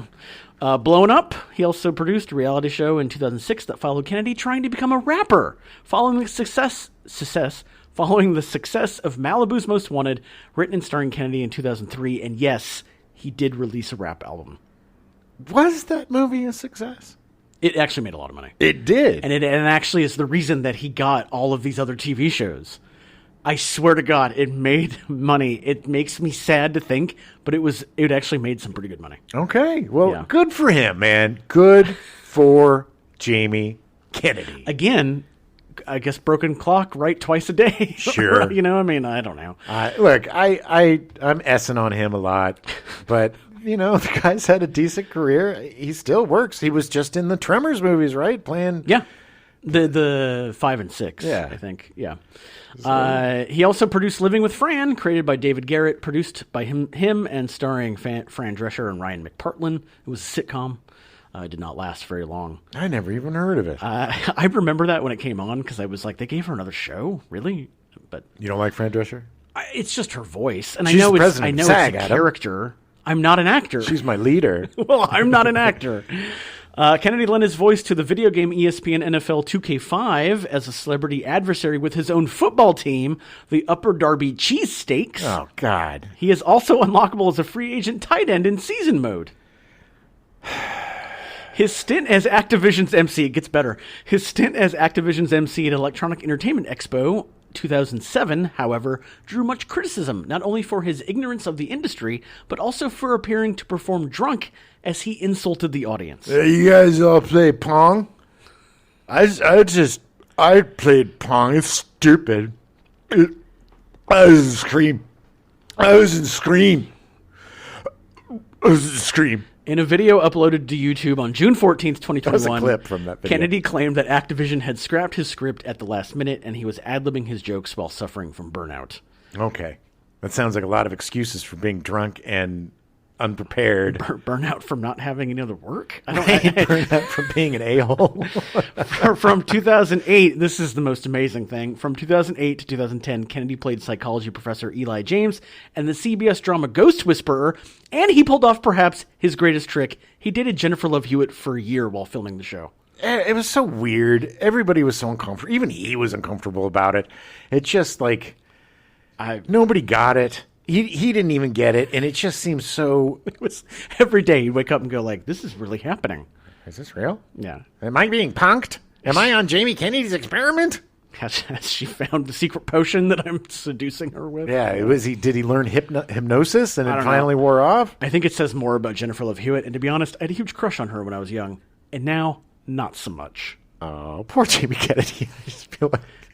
he might just be a really nice guy, and I'm sure he probably he's is. not the worst. And he like we said, he was really good in this role. He did a really good job in this role. Well, he's still acting. Kennedy played Narrow pro-choice America founder Larry Lader in the 2020 film Roe v. Wade, which stars a predominantly conservative ensemble cast. Yeah, I was going to say, why didn't I hear anything about this? In an interview with the Daily Beast, which noted the film depicts Lader as a shady figure pulling strings from behind the scenes who treats abortions as a money-making operation. Kennedy said he appeared in the film to perform in a dramatic role that he's not normally offered and personally identifies as pro-choice, and that it's also not fair for people to think that because I'm in a project with them that I'm like that or that I believe in that stuff. Well, you know what, Jamie? When you lend yourself to that and you're in it, then people are going to think that you support it. You're old. I'm just getting a paycheck, and I wanted to play a different kind of part, even though go be in another right wing effing movie, Jamie Kennedy. Nobody has any. I've lost all sympathy for Jamie Kennedy now. I'm angry. Wow, that was just a roller coaster with Jamie Kennedy. Oh, Jamie. Woo. W. Earl Brown was cast as Kenny Jones, Gail's cameraman. Now, this is a guy that I love. Again, a journeyman character actor that I cannot believe that he was in something about Mary. I know. W. Earl Brown and Craven were friends, and he was not required to audition, but did have to gain about 20 pounds. Those are the best. The best roles is when it's like, okay, you're going to have to gain some weight. Hey, so got a part for you. I did a part. And I've mentioned this before, but I did this feature that we shot for a long period of time where I played a guy in his 20s and in his 40s. And when he was in his 40s, I had to gain a bunch of weight. I would have to gain or lose 30 pounds within a week or so. It was crazy. That's extremely unhealthy. Well, when you're young, it's not as still unhealthy. It's still unhealthy. But I'll tell you, the gaining part was super fun. Because I did the old Russell Crowe whiskey and cheeseburgers. Does that get your face all puffy for the next day? But yeah, it was not as much fun to lose it. Brown originally wanted to portray Dewey. He was hoping for that part. He would have been great. Apparently, he would have been fantastic. Brown appeared in films such as Backdraft in 1991, The Babe in 1992, Excessive Force, and Rookie of the Year in 1993. That same year, he moved to Los Angeles and was cast in Wes Craven's New Nightmare. He also had a minor role in Craven's Vampire in Brooklyn in 1995. And this is what blows me away. Yeah, me too. He played Warren in the 1998 comedy film There's Something About Mary. Frankenstein beans, Frankenstein beans, Frankenstein beans. You don't remember that was Warren. It blows my mind. Yeah. He is so good. Such a good actor. It was such a good performance that I thought that the actor may have been mentally challenged. That, as far as I knew, was the first time I had seen him. And that is a compliment because it was a very nuanced and respectful performance of somebody with mental disabilities. His relationship with Stiller was really great. Yeah. They played it was good. Like, you could see the arc of him getting to like him, and like, it was such a good performance. It was a great performance. W. Earl Brown is extremely underrated. He's one of my favorite. He was in the Last of Us video game. He was the original Bill, who was portrayed in the series by Nick Offerman. Nick Offerman. Such a great performance, a very great nuanced performance in that game. Deadwood. I mean, I know you're going to mention all this stuff. Yeah, I got a whole bunch to go through. Okay, here. sorry. He later took roles in Being John Malkovich, Vanilla Sky, Dancing at the Blue Iguana, The Alamo, and The Big White. Brown also writes and performs with the country music band Sacred Cowboys. In 2009, Brown wrote, produced, and appeared in the film Bloodworth, starring Val Kilmer, Chris Christopherson, and Dwight Yoakam, about a washed-up musician that has to come to terms with the family he left 40 years prior. Interesting. And his 2010's film credits include The Master, The Sessions, The Lone Ranger, Brothers Keeper, and Wild. On television, he is best known for his portrayal of Dan Doherty on the HBO series Deadwood. He also guest starred on Bates Motel, Rectify, Luck, American Horror Story, Justified, 6 Feet Under, NYPD Blue, X-Files, The Mentalist, CSI, Crime Scene Investigation, Ellen, Seinfeld, and True Detective. He is such a good character actor that I literally don't recognize him most of the time. Oh, yeah. And he just blends in perfectly and doesn't stand out, and he does exactly what a good character actor does, and he serves the project impeccably. He also portrayed singer Meatloaf in VH1's television film Meatloaf to Hell and Back. I can see it. Oh, yeah. And then The Last of Us, obviously, he played Bill, which I had no idea. Again, that was the same guy. Really? No idea. Yeah. I mean, the name, like, I see the name, and I don't really, it's like, he's a character actor. Ever since Deadwood, I've really paid attention to his career. Yeah. He most recently appeared in the Peacock documentary Paul T. Goldman and in the Western film The Dead Don't Hurt, written, directed, produced, composed, and starring Viggo Mortensen. The Paul T. Goldman thing was crazy. It was really Such weird. a weird, bizarre show. Weird. Highly recommend it because it's super weird. Yeah. I'm still not convinced it was totally real. Who knows? Maybe because it wasn't, but it was. But I had no idea he was in it. I still don't remember who he was. I don't either. He must have just been playing himself. Probably. He might, because they had a lot of actors come in. A guy that I was on stage with doing the Night of the Living Dead was in it. Yes. He actually was an actor. He had a really good accent. He did a really good job. Nice. The film also stars Liev Schreiber as Cotton Weary. Stars? Question mark? Well, the film also has... Sorry. Schreiber took the part of Cotton Weary for $20,000 during an unrelated meeting with Bob Weinstein. Well, because there's no lines or anything. No, it's just one shot of him coming out of or whatever. Yeah, but good for him because he gets to be in the second one. He got $20,000. Yeah, and he's really good in the second one. Yeah, Liev Schreiber is a great actor. Yeah. And we were talking. This is a little bit off topic, but it's not because we're talking about Liev Schreiber. We were talking. When we were watching Ahsoka, that with the unfortunate passing of Ray Stevenson, which is just tragic because he was so good on that show. So great in that show. That if they need to recast, they should get Liev Schreiber. Yeah. He's got the gravitas. He's got the bulk. He's just got that. He's great. Yeah. He's great. And he is really good in part 2. He's just such a scumbag. Yeah. Come on, I need to get some money. Come on, Sydney. Do an interview with me. Roger L. Jackson is the voice of Ghostface. What's your favorite scary movie? Jackson was hired based on his voice work for Mars Attacks. He literally played all the aliens. All the Martians. Yeah. He recounted overhearing his competitors discussing the Ghostface as the new Freddy Krueger, but Jackson interpreted it as a more subtle role, which required charisma and sexiness to keep his target on the phone, even though they want to hang up. Well, yeah, you can't. The only one who speaks is Freddy Krueger. Right. Bunch. So true. Barrymore wanted someone to act against in her scene instead of the character's lines being read to her, and while the filmmakers intended to dub over Jackson's voice with Tom Kane, a veteran voice actor, Craven liked his performance and kept it in the movie. Henry Winkler was cast as Principal Himbry. Oh, the Fonz. He was great in this, too. And the Fonz. He shared an agent with Craven and made his cameo appearance as a favor. It's nice. He looks so young and slim. Yeah, and his one scene where he keeps scaring himself is so funny. It is hilarious. He's so great. I just love him. He is an American treasure. He is the definition of American treasure. He is. Linda Blair from The Exorcist was cast as an obnoxious reporter, and who just has no lines. She does. Oh, no, she does. You're right. She does. Sorry. And she is obnoxious. She is. She's great. Craven himself makes a cameo as a janitor that wears a sweater and hat, very similar to Freddy Krueger. You talking to me? Called Fred. No, I'm not talking to you, Fred. Not you, Fred. Go back to mopping your mop. Not you, Fred. I'm the Fonz. And I do want to point out Frances Lee McLean is Mrs. Riley, Dewey and Tatum's mom, who was the mom from Gremlins. Exactly. I recognized her. Didn't even realize that was her. So it was predetermined early on that Scream required too many different interior and exterior locations to be filmed on sets.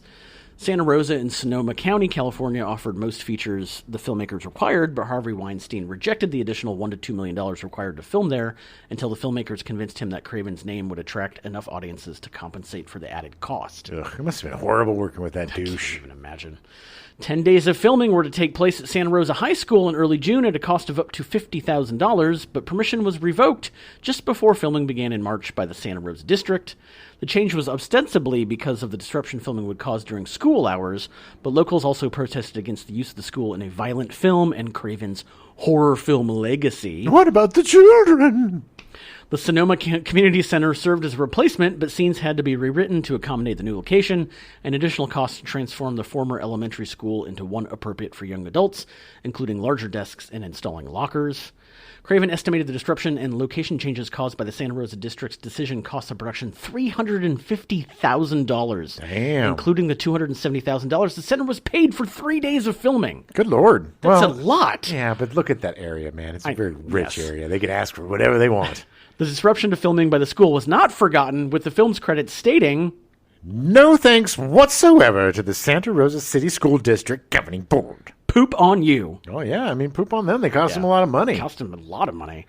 Williamson only described Ghostface as Ghost Mask Killer. Producer Madalena discovered a mask while location scouting and was immediately taken in by it. The design, featuring a white shroud, was designed by Bridget Slayerton as the peanut-eyed ghost for the novelty company Fun World in 1991. Craven asked Dimension to license the design, but Fun World's price was steep, and the studio also wanted full ownership of the mask. Special effects company K&B Effects Group was commissioned to create similar but legally distinct alternatives. Dozens of designs were developed, resulting in gargoyle-ish witch and goblin-like masks. The filmmakers did not like the replacements and made a version close to the Fun World design, but with minor changes such as stretching the nose and chin to avoid copyright issues. Did you notice that the masks that were used in as the fake masks, that like the one that the principal put on, was completely different than the original mask? Oh, were they? Yeah, it wasn't as long. Oh. The eyes were different, so it was like it Interesting. distinguished Yeah, itself from the actual mask. The killer was given a black shroud to avoid their clothing or movements hinting at their identity. The Weinsteins weren't especially happy with the dailies they saw from Craven during production, calling his work workmanlike at best. They sent Craven dailies from the movie Night Watch, starring Ewan McGregor, as an example of what they wanted. Hey, look at this movie that everybody's going to forget about 2 seconds whenever it comes out, and do it like that. They hated the opening with Barrymore and wanted to reshoot it or cancel the entire project. Let's just cancel it. Craven cut the whole scene together to show how it would work, and afterward Bob Weinstein told the filmmakers, "What do I know about dailies? Keep going." At least he's the better Weinstein. Yeah, It's an easy... It's not the hard. easiest thing in the Not world hard is to being be the better better Weinstein. than Harvey. Scream was rated NC-17 by the Motion Picture Association of America, restricting its audience to those over 17 years of age, which was considered Box office suicide by industry experts.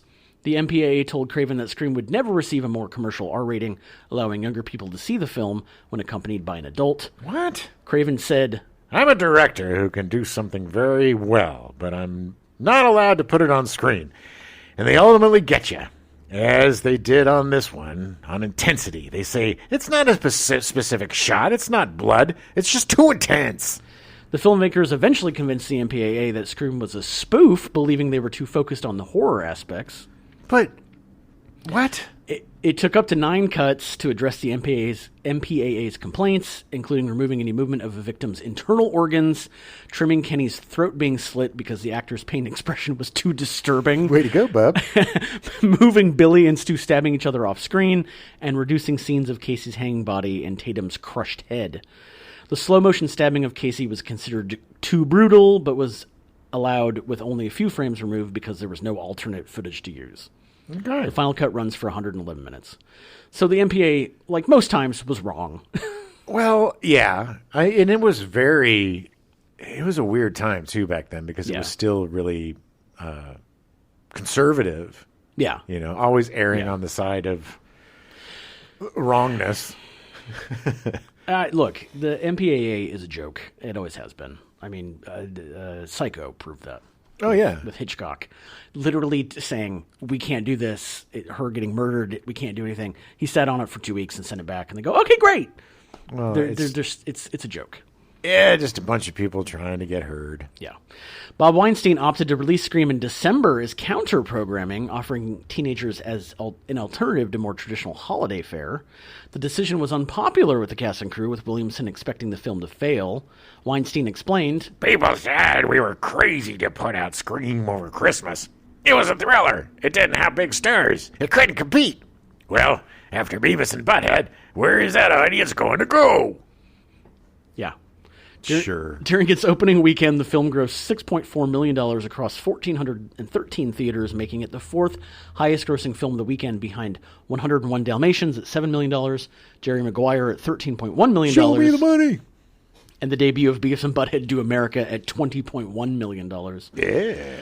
The performance was considered a failure by industry professionals, resulting in Variety labeling Scream Dead on arrival. Madalena recounted herself and Craven observing a raucous audience for Beavis and Butthead Do America, while Scream had Maybe 7 people in there. No one was laughing or screaming. We went away so dejected. However, Scream received positive audience word of mouth and exit polling responses, leading the studio to increase the marketing and distribution budget. This contributed to Scream's performance improving in the following weeks. Although it fell to 5th place in its second weekend, it increased its weekend gross to $9.1 million, and again in its third weekend, rising to 3rd place with $10 million. Also, and strangely enough, the soundtrack really helped propel that as well. Yeah. I remember going, after seeing the movie, going into Tower Records to one of their listening stations and listening to the CD. The CD, nice. Scream remained in the top 10 highest-grossing films for 9 weeks in total, becoming a surprise success and grossing a total of $103 million. It's really rare for something to open 5th or 4th. And it's just such a low, opening to steadily gain. And I don't think it ever actually was number 1. That's the no, funny but thing. it kept it had increasing legs. its because it grossed more and more each week. Even though it didn't hit number 1, it still made more money than it did the previous week. I think the best week it had was over $10 million. Yeah. This figure made it the number 13 highest-grossing film of 1996 and highest-grossing slasher film of its time until Halloween came out in 2018. It's a good run. It was Miramax's second film to gross $100 million in the United States and Canada after Pulp Fiction. Yeah. It would end up grossing a cumulative worldwide total of $173 million, making it the number 15 highest-grossing film worldwide of the year. The success of Scream resulted in additional financial compensation for the principal crew and cast, triggered by the box office surpassing $40 million and subsequent increments of $10 million up to $100 million. Kennedy noted that his first residual check was double his actual salary. Yeah, his actual salary is $40. Yeah, well.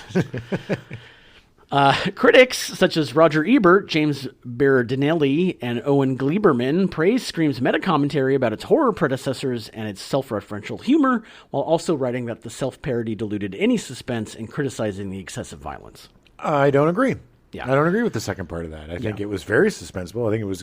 Oh, totally. It's one of the most nerve-wracking horror films because there's just so much energy to it. You're literally trying to figure out who the killer is the entire movie. Exactly. It's just the humor and stuff gives you a breath. It gives you a moment to catch yourself. And it makes the more intense stuff much more intense. And also more believable because that's how people talk.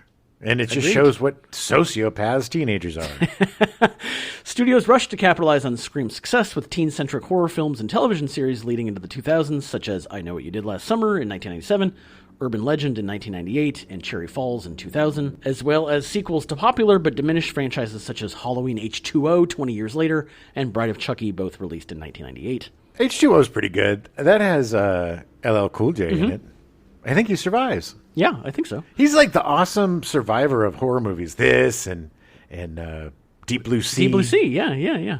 Scream also serves as the subject of the parody film Scary Movie, released in 2000, which in turn launched its own franchise of horror spoofs. Yeah, and they used the original title, Scary Movie. Director Jordan Peele has credited Scream as a direct inspiration for his own influential horror film Get Out, released in 2017, in manipulating the audience's expectations of the modern horror genre.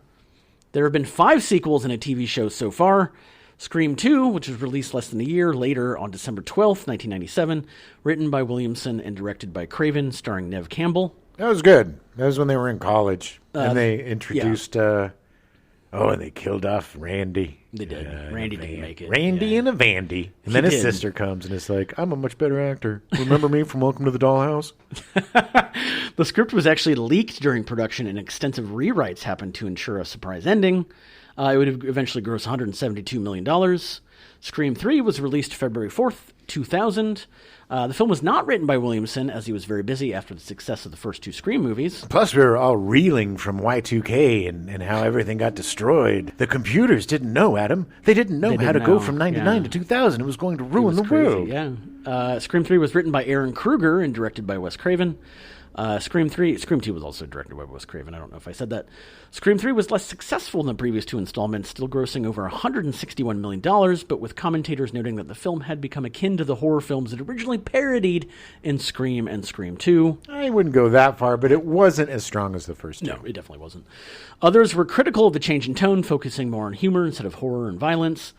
However, critics who reacted positively were supportive of this change in tone and praised the film for successfully completing the film trilogy. It's a successful trilogy. It's a good trilogy, and they could have ended right there. It could have. Except it didn't. Scream 4 was released on April 15th, 2011, all of 11 years later. Craven and Williamson returned to work on the film, as well as Neve Campbell. Word of mouth was that an early test screening didn't go well, and reshoots were done to change the ending. It would only gross around $97 million. Yeah. In 2015, the Scream TV show was released, running for 3 seasons on MTV and then VH1 for the last season. I don't think I ever saw any of that. Yeah, I didn't. Well, mainly the reason, and I'll explain this. It was originally announced that Wes Craven was going to direct the pilot, but he opted not to. They didn't use the ghost face mask, as Miramax wouldn't license the rights to the mask for the show. Dicks. Their own property. They wouldn't license the right to the mask. Well, there's Harvey for you. The show is not connected to the film series at all. I just remember them definitely like that being a thing. And I was like, well, if the ghost face mask isn't in it, then it's not Scream. You might as well just call it something else. Well, it's basically, do you remember the Friday the 13th series? That was just an anthology series. Right. Had nothing to do. But this was a guy in a mask killing people. I mean, it was literally just a different mask. All right, well, it seems dumb. Yeah. Wes Craven would end up passing from brain cancer shortly after the show premiered that summer. So sad. Yeah. We lost the master of horror. Yeah. In November 2019, Spyglass Media Group acquired the rights to make a new Scream film. It was unknown at the time if it would be a sequel, a reboot, or a remake. It was also unknown if Williamson would return. The next month, it was announced that the film would feature a new cast and could possibly feature appearances from previous main cast members who are still alive. The movie was from the series. Oh, right. I was going to say, who died? No. From, that weren't killed off during the series. The movie was directed by Matt Bettinelli-Olpin and Tyler Gillett and written by James Vanderbilt and Guy Busick. Williamson was not involved, but the movie did feature Courteney Cox, David Arquette, and Neve Campbell, along with newcomers Melissa Barrera, Mason Gooding, Jenna Ortega, Jack Quaid, and Marley Shelton. Only thing I remember is that Jack Quaid was the killer, or one of the killers. Spoiler. Yeah. Okay. It was released January 14th, 2022, and was titled Scream, because why not?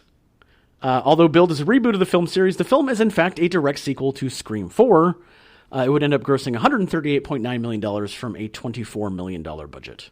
That's not bad. I mean, honestly, what you said about Jack Quaid is pretty much what I remember too from the series, but Scream 6, also directed by Matt Bettinelli-Olpin and Tyler Gillett, with a script from James Vanderbilt and Guy Busick, was released March 10th, 2023. The film also features Melissa Barrera, Jenna Ortega, Jasmine Savoy Brown, Mason Gooding, Hayden Panettiere, and Courteney Cox, all reprising the roles from previous installments. Yeah. Neve Campbell did not reprise her role as Sidney Prescott due to a pay dispute, making this the first Scream film to not feature her. And it was noticed. Yeah. The actress made a statement about her contract and salary negotiations had stalled with Paramount, and she said, "As a woman, I have had to work extremely hard in my career to establish my value, especially when it comes to Scream. I felt that the offer that was presented to me did not equate to the value I have brought to the franchise, and I agree with her 100%. They should have given She's her what Ripley she wanted. from Alien. Yeah. She's the heart and the soul of that series. Everything revolves around her and her family, and without that and without her, then Scream it's Jaws without a shark. Yeah. It's, it's pointless. I agree. The movie takes place in New York City with a Ghostface killer stalking survivors of the Woodsboro Legacy murders. It would end up grossing $169 million, which of course means there will be another movie. Well, hopefully they'll bring back Neve and learn their lesson. The two directors have said they're going to be producing the seventh movie. They're not directing it, but they have said that they really hope they can get her to come back. Yeah. And like whatever she's going to need. So. It was a different movie. At least they, taking it to New York was weird. Yeah. It wasn't bad. It was just kind of forgettable, honestly. I don't remember anything. I still haven't seen it yet, but I plan on watching it because I am going to watch all of these again after watching the original. Yeah, I'm really excited to see 2 and 3 again. It was out in August 2023. It was announced Christopher Landon, the son of Michael Landon, was set to direct Scream 7. Landon worked on the Paranormal Activity film series, writing Paranormal Activity 2, 3, 4, and Paranormal Activity Next of Kin. Landon also directed and wrote the franchise spin-off, Paranormal Activity The Marked Ones, which was released in 2014. Okay. None of that makes me excited. No. Except for the fact that he also wrote and directed Happy Death Day and Happy Death Day to You. Those are great. Which I did not realize was Michael Landon's son. Yeah. No, that's great. But those were both very well done movies. Yeah, never a big fan of the Paranormal Activity series. The first one was interesting, but I'm not a found footage guy. Yeah. That genre lost its appeal to me pretty quickly. I hated that first movie so much. Which movie? The first Paranormal Activity. Oh, yeah. It was just the fact that the dad, like he's literally watching a door bang open and close, and he's like, I don't know, Yeah. it might be the wind. Oh, And that's the stupidest trope too. No. The everything is in your face and you still don't believe it. Well, how did you stack all those chairs up like that? You're pretty nimble. Yeah. Dumb. No. I get that he shot it for like $10,000, and like I'm happy for the guy that shot it, and he has a career. But like it was just I totally forgot that Timothy Olyphant. I think is he in Scream 2 or 3? I don't know. He's 2. He's the killer. Is in he? 2. Yeah. See, this is why I need to watch him again. I think it's either 2 or 3 that he and Laurie Metcalf and I think Timothy Oliphant were like mother and daughter. And because mother and daughter, mother and son. Sorry, Mother Timothy. and son. You're one of my favorite actors of all time. But yeah, that's right. I totally forgot about that because it was super weird, and they're like, but they're not mother and son, like because they end up like making out or something, and they're like, what? It's all like, it weird. was super weird. Yeah, I always forget. Was was that the second or third movie? I think it was the second one because it was the second one because the third one was the illegitimate son of Sidney Prescott, right? Like her half brother in Hollywood that came to kill her. Oh yeah, Timothy Olyphant. Yeah. God, I also had Sarah Michelle Gellar in it. Yeah, and Jada Pinkett Smith. Man, Luke Wilson. Jada Pinkett Smith was the Jerry O'Connell. Yeah, he was a douche. Yeah. But Jada Pinkett Smith, she was the Drew Barrymore. They were at the premiere of Scream right. at the beginning. That's right. Her and Omar Epps, they go to the premiere of Stab. Right. Stab 3 or whatever at that time. Yeah. Like he goes to the bathroom and then she gets stabbed and walks up on it's really dumb. It is dumb, but she like walks all the way because everybody is dressed up as the guy, and they stab her a bunch of times, and she's like and walks up on the thing. Is like right. She walks all the way down and then gets in front of the stage. It's like and it's like, look at me, I'm dying. Yeah, and then But I do want to rewatch these movies because, like I said, I haven't seen the sixth one yet, and I barely remember 4 and 5. Like 4, I don't remember at all. There was one where the climax took place in a barn and everybody's watching a movie. And, yeah. And they had all these cameras up. I think that's the fourth one. You had Hayden Panettiere and you had Emma Roberts. She was in the fourth one. Yeah, was in it.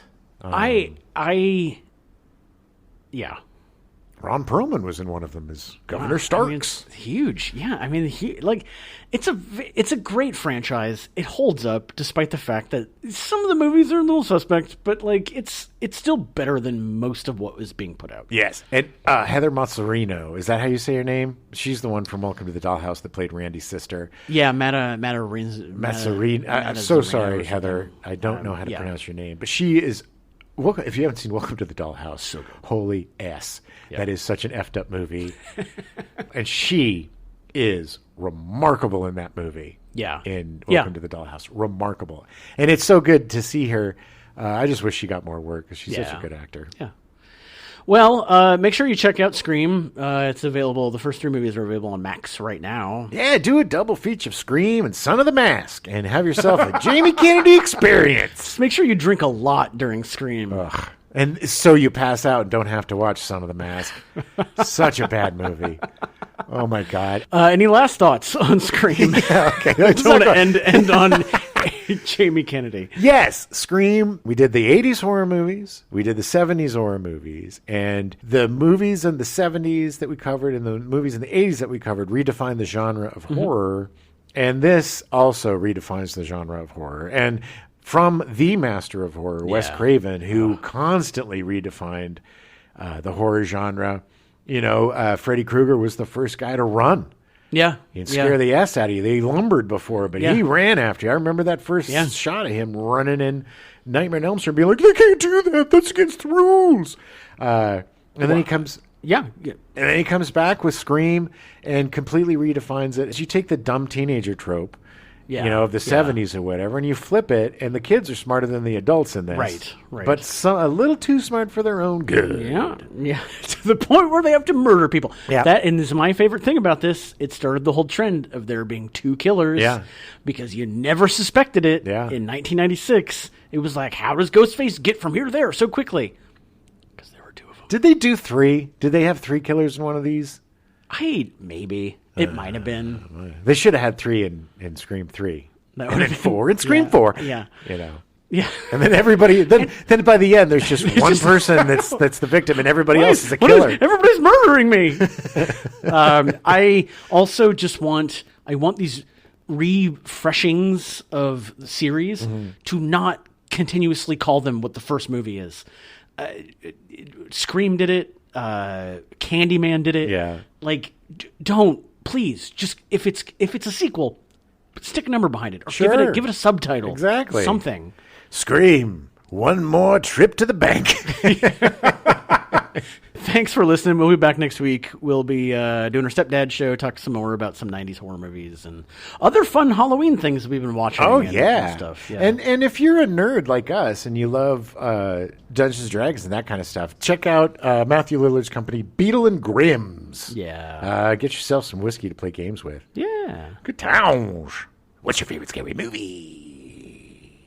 Ooh. Whoa. Yeah, get that welcome rolling. It's funny because he seems to only do stuff with Seth Meyers because Or Seth Green.